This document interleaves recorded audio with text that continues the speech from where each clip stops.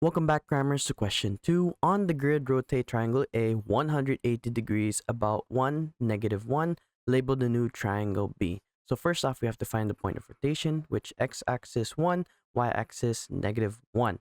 Now, if we were to draw a point from the first shape through this, and we measure, this will be exactly 180 degrees. However, notice that when you rotate, the distance from the point of rotation will remain exactly the same.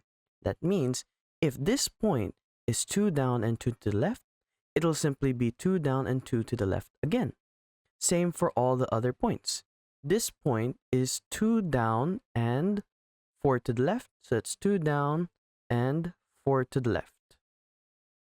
That means that this point is 3 down, 2 to the left, so now it's 3 down and 2 to the left.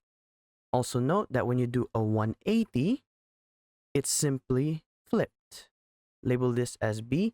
So that means if we were to have a mirror here, this will be the mirror image. On the grid, translate triangle A by the vector -7, 3.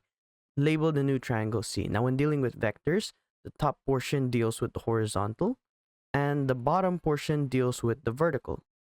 Now, when dealing with the horizontal, left is negative, right is positive. When dealing with the vertical, up is positive and down is negative. Let's see here. So we start off with 1 point.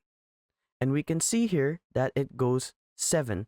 If it's negative, it goes to the left. So we go here 1, 2, 3, 4, 5, 6, 7.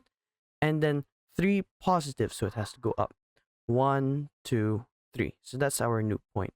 Also note that when doing translation, it doesn't change its shape at all. So if the base is 2, simply its new point, the base will also be 2 as well.